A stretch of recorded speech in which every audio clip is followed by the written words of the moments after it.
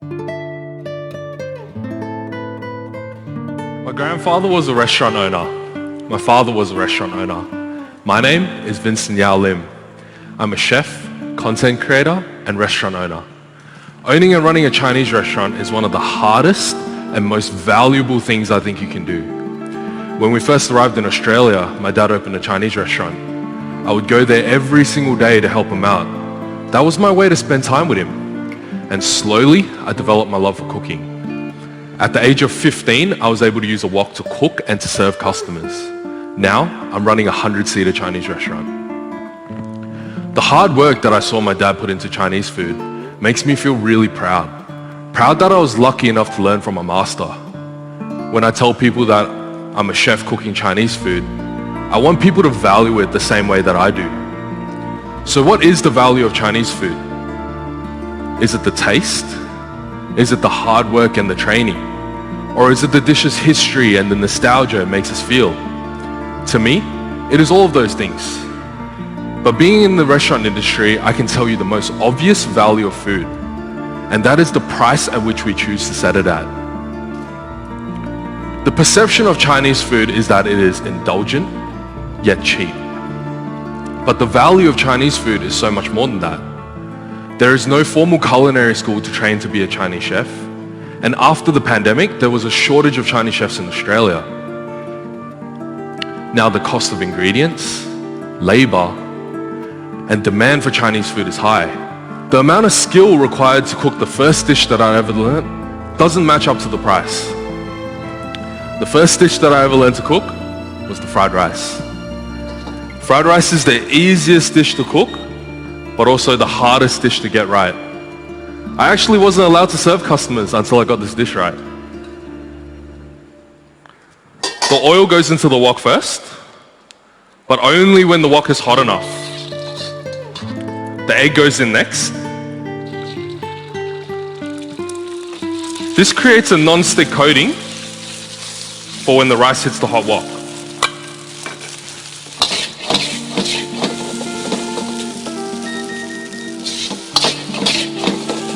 From experience, you can tell when the rice is too wet or if the wok is too hot or too cold.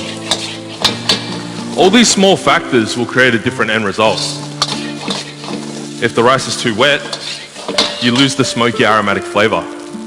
But if the rice is too dry, you're basically eating pebbles.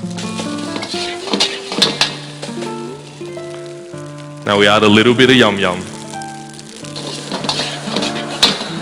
Now we add the cooked meats and vegetables.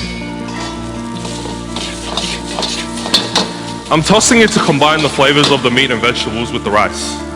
Even if we were to remove all the meats and vegetables, your rice should still have all the flavor.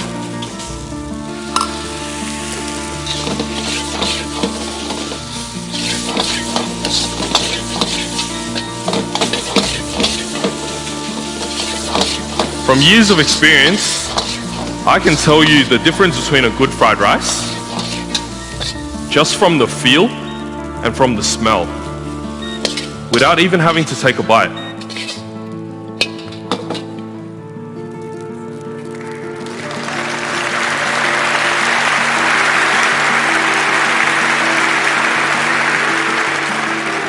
And I thought that was enough.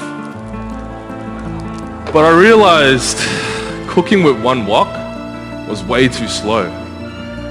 So I took the knowledge from my dad and taught myself the dual wok cooking technique, using 2 woks to cook 2 different dishes at the same time. This requires coordination, organization, and years of training. What makes it harder is the combination of dishes coming up next. They have endless possibilities. Chow mein, sizzling garlic prawns, egg foo young. When one is cooking, the other is served. When the other is cooking, the next is served. The goal is that no matter the combination, all the dishes get to the table at the same time. People expect this in a Chinese restaurant. People expect variety. In a Western restaurant, you open the menu, there's 20 items. When I first started, I had 300. In a Western restaurant, you can often judge the food by the decor, the plating of the dishes, or even by the number of different forks for each course. But in a Chinese restaurant, it's a little bit different. You can often judge it by things like the kids sitting on the first table doing their homework. That's when you know a Chinese restaurant will have amazing food.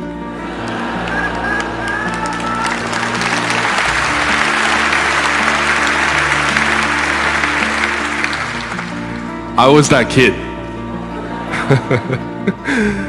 To a lot of us Chinese immigrants who started our own restaurants, the restaurant isn't just a business, it's part of our lives. We eat almost 3 meals a day there, and often we just use our homes as a place to sleep. We dedicate our lives to these restaurants and to making delicious food. In Chinese cooking, we use a lot of strong flavors, like ginger, garlic, chilies, and even shrimp paste. The different flavors, I think, are why people like Chinese food, because every bite is different and you never really get bored. But flavors are also built with the tools we use. When you use a wok, you get wok hei, or known as breath of the dragon. Wok hei is the reason why noodles and rice always taste better at a restaurant than when you try to cook it at home. Wok hei is the combustion of oils in the air that make that smoky aromatic flavor. But wok hei also tastes like nostalgia. Growing up in Malaysia, the kitchens are outside, just like this. You can smell every ingredient that goes into the wok. The air is thick with humidity, and the fragrances of the food, they linger around so much longer. Those memories, they become nostalgic. The sense of home is what I feel when I taste Chinese wok cooking. Nostalgia is what makes a good dish taste 10 times better and that much more valuable. But the value of Chinese food is often compared to fast food, quick and cheap. Although we've spent years developing skills to cook faster, Chinese food isn't fast food. It requires skills, mastery of ingredients, and nostalgia. In 2017, my dad passed away. I looked up to him. He was my best friend. When he passed away, I realized my passion of cooking dishes from my childhood. I was working as a chef at an airline's first class lounge at the time, but I didn't have any memories of the dishes I was cooking. I wanted to feel closer to my dad, so I quit. I dropped out of university on my last semester. I hopped onto a plane and I flew over here to Sydney. And I took over the restaurant that I own today. I wanted to record everything that my dad taught me, so I shared it onto social media. It went viral. Hundreds of millions of views. A lot of people related to the recipes that I was cooking because it was what they grew up eating with their parents.